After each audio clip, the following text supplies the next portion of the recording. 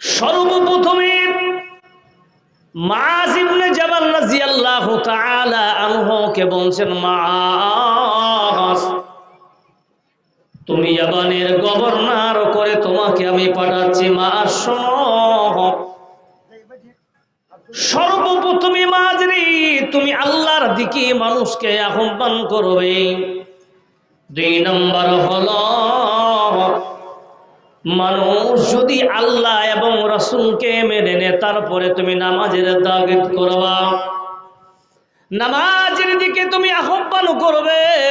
নামাজের দিকে যদি সে সাড়া দেয়, মুআয তুমি তাদেরকে রোজার দিকে তুমি তাকিদ করবে। তারপরে ইস্তেদাদ যদি হয়, টাকা অর্থওয়ালা যদি হয়ে যায়, মুআয তুমি তাদেরকে যাকাতের প্রতি উগ্র করবে। তারা যেন যাকাত দেয়, কিন্তু মনে রাখবে তারা যেন তাদের কাছ থেকে ভালো ভালো মালের যাকাত না নেওয়া হয়। যেটা লাগবে সেই রকম তাদের কাছে তুমি নিবা। মুআযকে এইরকম আল্লাহর নবী পড়া দিয়ে শিখিয়ে পাঠাচ্ছেন, ইয়ামানের গভর্নর করে পাঠাচ্ছেন। বন্ধু আহারে কি ব্যাপার! এই যাকাত শব্দের অর্থ হলো বেশি বরকত। যারা দেবে আল্লাহ ওই বাড়িতে কোনোদিন বরকত করবে না, ওই বাড়িতে আরো বরকত বাড়িয়ে দেবে। আল্লাহ রাব্বুল আলামিন বলতেছেন 82 জায়গায় যাকাতের বিষয় আল্লাহ পাক বলেছেন, একবার দুইবার নয়। তাহলে এত গুরুত্ব কেন? সালাতের পরে পরে এত গুরুত্ব কেন? বন্ধু আজকে পৃথিবীর মানুষেরা, আজকে আপনাদের বাড়িতে আমাদের বাড়িতে সব আলেমেরা ওই জুমার খুতবার ব্যাপারে আপনি খুতবার মাধ্যমে হোক বা জালসার মাধ্যমে হোক একের পর এক করে করে তারা আপনাকে বুঝিয়ে দেয়, মুমিন তোমরা নামাজ পড়ো রে, তোমরা যাকাত দাও, কারণ এটা হলো আল্লাহর হুকুম।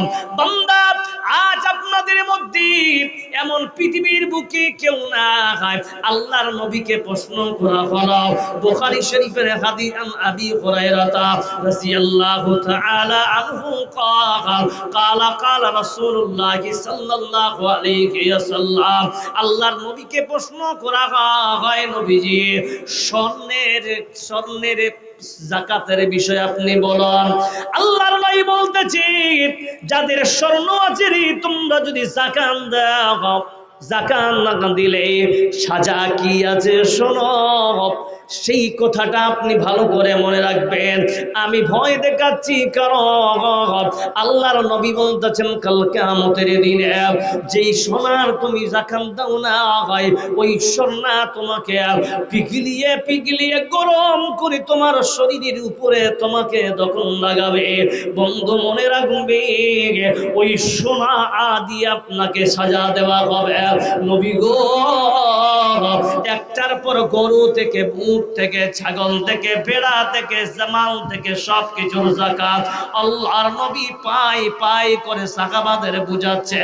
কিন্তু মুসলমান আপনি আমি আমরা হলাম আল্লাহর নবীর উম্মত, কিন্তু হায় হায় হায় আমরা আজকে ওই নবীর কথা মানলাম না। আল্লাহ তাআলা এই যাকাত দিতে বলেছেন, যাকাত দিলাম না, আহারে আমরা কোথায় যাব? বন্ধু যেটার সম্পদ আপনি যাকাত দেবেন না, তাহলে আসেন বুখারীর 2 নম্বরে হাদিসে আবার বলতেছে কাল কিয়ামতের দিনে এই মানুষ যারা যাকাত দেয় নাই তাদের মালগুলা দেখে যে ভুট্টা হয়েছে আমার 100 মণ, আহারে 2.5 মণ বা 5 মণ দিতে হবে। আহারে এতগুলো মাল কি করে দেব? বৃষ্টির মধ্যে মানুষকে কামলা নিয়ে দামি পয়সা দিয়ে আমি এনেছি, কেন আমি এই টাকাগুলো এক্সেস টাকাগুলো দেব? বন্ধুরে এই যে টাকাগুলো আপনি রেখেছেন, এই টাকাগুলো যে এক্সেস আপনি রাখলেন, তাহলে শোনো 100 মনের মধ্যে 500 মন আল্লাহ রাস্তায় তুমি দিবা। এতই তুমি এতস্তবদ মনে করো, আল্লাহ রাব্বুল আলামিন কাল কিয়ামতের দিন ওই মালকে সাপ বানিয়ে দেবে, এবং সাপ গাঞ্জা সাপ বানার পর আপনার বডিতে লেপটে দিয়ে বলবেন আনা মালুহু, আমি তোমার মাল, আমি তোমার যাকাত। ও বান্দা, এবার তুমি আমার আঘাত নিতে শুরু করো। আল্লাহর নবী বলতেছেন ওই গাঞ্জা সাপ ওই বান্দার উপরে এমন ছবল মারবে বন্ধু, ওই এমন ছবল মারবে ওর পিছে তার শরীরে জ্বলন শুরু করবে। ওই লোকটা আফসোস করে বলবে হায় হায় হায় হায়, দুনিয়ার জিন্দেগিতে যদি আমি আল্লাহ রাস্তায় দিতাম, তাহলে এই বিষাক্ত সাপের ছবল থেকে আজকে আমি বেঁচে যেতাম। বন্ধু, পরকালে আফসোস না করে দুনিয়ার জিন্দেগিতে আলিমের কাছে বসো, আল্লাহ আলিমকে ডেকে আনে, মলবি রে আমার এতগুলো মাল বেরিয়েছে, এতগুলো মাল আল্লাহ দিয়েছে, এই মালের কত কি বের করব। আলহামদুলিল্লাহ, আলেম সই পাই পাই করে বুঝিয়ে দেবে। আর আপনি সেদিন কিয়ামতের দিনে আপনি বাড়ি হয়ে যাবে, আপনি নিদোষী খালাস হয়ে যাবে। আল্লাহ আপনার জন্য ওই জান্নার জান্নাত রেডি করে রাখছে।